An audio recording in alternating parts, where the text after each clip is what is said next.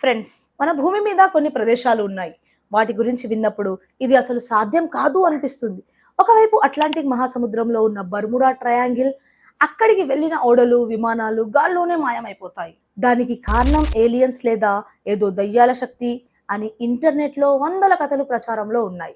మరోవైపు జోర్దాన్ దేశంలోని ఎడారి కొండల మధ్య రాళ్లను తొలిచి కట్టిన పెట్రా అనే ఒక వింత నగరం ఉంది. 2000 ఏళ్ల క్రితం ఎలాంటి ఇనుప టూల్స్, ఆధునిక యంత్రాలు లేని కాలంలో ఒకే ఒక కొండరాయిని పైనుంచి కిందకు చెక్కుకుంటూ అంత పర్ఫెక్ట్ బిల్డింగ్ ఎలా కట్టారు? ఈ రోజు సోషల్ మీడియాలో వ్యూస్ కోసం చాలా మంది వీటి వెనుక ఏలియన్స్ ఉన్నారని, దయ్యాలు ఉన్నాయని, కాన్స్పిరసీ థియరీలు, కల్పిత కథలు చెప్తుంటారు. కానీ ఈ రోజు ఈ వీడియోలో మనం ఎలాంటి కల్పిత కథలను నమ్మకుండా కేవలం సైన్స్, హిస్టరీ మరియు లాజిక్ ఉపయోగించి వీటి వెనుక ఉన్న అసలు నిజాన్ని ఛేదిద్దాం. చాలా ఇంట్రెస్టింగ్ గా ఉంటుంది. రండి చూద్దాం. మొదట మనం జోర్దాన్ దేశంలోని పెట్రా నగరానికి వెళ్దాం.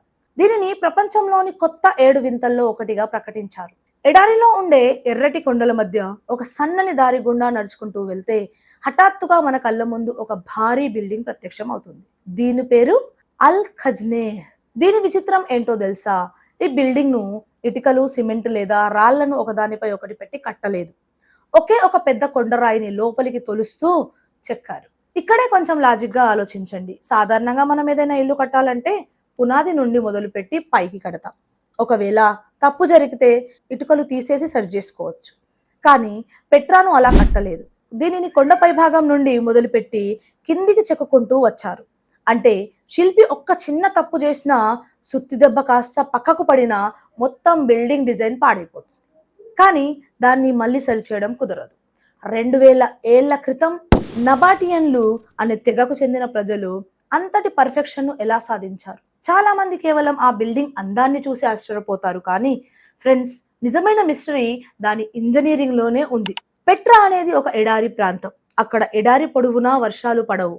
కానీ ఎప్పుడైనా హఠాత్తుగా వర్షం పడితే కొండలపై నుండి వచ్చే వరద వల్ల ఆ నగరం మొత్తం మునిగిపోయే ప్రమాదం ఉంది. మరి దీన్ని వాళ్ళు ఎలా ఎదుర్కొంటున్నారు? ఇక్కడి నబాటియన్లు తమ అద్భుతమైన వాటర్ మేనేజ్మెంట్ సిస్టమ్ ను ఉపయోగించారు.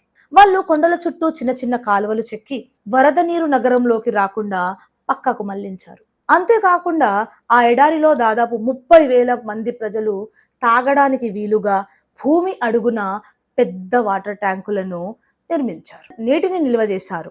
అంటే ఈరోజు మన మోడ్రన్ సిటీలలో ఉండే ప్లంబింగ్ అండ్ డ్రైనేజ్ సిస్టమ్ను వాళ్ళు 200 ఏళ్ల క్రితమే వాడారు. కాబట్టి దీని వెనకాల ఎలాంటి ఏలియన్స్ లేరు. కేవలం మానవుల మేధస్సు మరియు పక్కా ప్లానింగ్ మాత్రమే ఉన్నాయి. సరే, ఇప్పుడు రెండో టాపిక్ లోకి వద్దాం. ఇంటర్నెట్ లో అత్యంత పాపులర్ అయిన మిస్టరీ బర్ముడా ట్రయాంగిల్. అట్లాంటిక్ మహాసముద్రంలో ఫ్లోరిడా, బర్ముడా మరియు ప్యూర్టోరికో మధ్య ఉన్న ఈ ప్రాంతంలోకి ఏ ఓడ వెళ్ళినా, ఏ విమానం వెళ్ళినా మాయమైపోతోందని, అక్కడ టైం ట్రావెల్ జరుగుతోందని మీరు వినే ఉంటారు. ముఖ్యంగా 1945లో ఫ్లైట్ 19 అనే 5 అమెరికన్ నేవీ విమానాలు ఇక్కడే మాయమయ్యాయి. వాటిని వెతకడానికి వెళ్ళిన రెస్క్యూ విమానం కూడా కనిపించకపోయింది. యూట్యూబ్ లో వందల వీడియోలు దీని వెనుక ఏలియన్స్ ఉన్నారని లేదా సముద్రం అడుగున అట్లాంటిక్ నగరం యొక్క వింత శక్తులు ఉన్నాయని చెప్తుంటారు.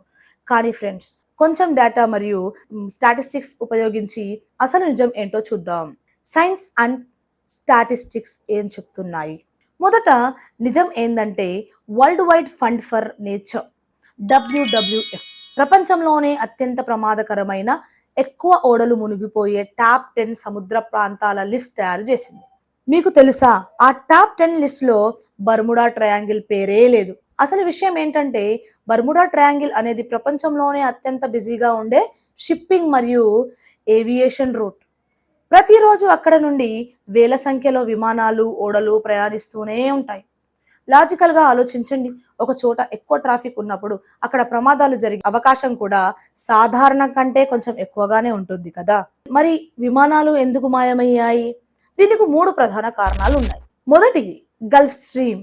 ఇది సముద్రం లోపల ప్రవహించే ఒక వేగవంతమైన నది లాంటిది. ఇక్కడ ఏదైనా ఓడ మునిగితే ఆ శిథిలాలను ఈ ప్రవాహం కొన్ని నిమిషాల్లోనే కిలోమీటర్ల దూరానికి కొట్టుకుపోయేలా చేస్తుంది. అందుకే వెతికినప్పుడు ఏమీ దొరకదు.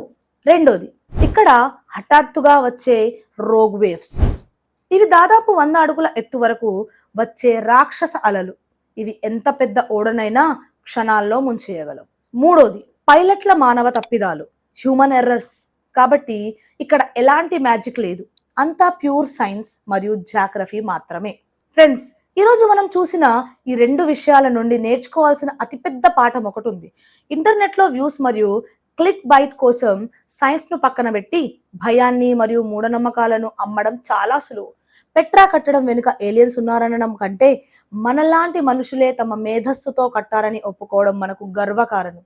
అలాగే బర్ముడా ట్రయాంగిల్ను ఒక దయ్యాల ప్రదేశంగా చూడడం కంటే ప్రకృతి శక్తులను అర్థం చేసుకోవడం ముఖ్యం.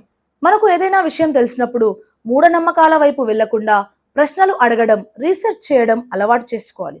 అప్పుడే మనలో అవగాహన పెరుగుతుంది. మీకు ఈ ఇన్ఫర్మేటివ్ వీడియో ఎలా అనిపించింది? కింద కామెంట్ సెక్షన్లో తప్పకుండా చెప్పండి. వీడియో నచ్చితే లైక్ చేయండి, మీ ఫ్రెండ్స్ అందరికీ షేర్ చేయండి. ఇలాంటి మరిన్ని లాజికల్ వీడియోల కోసం మన ఛానల్ని ఇప్పుడే సబ్స్క్రైబ్ చేయండి. వచ్చే వీడియోలో మరో ఇంట్రెస్టింగ్ టాపిక్తో కలుద్దాం. Thank you.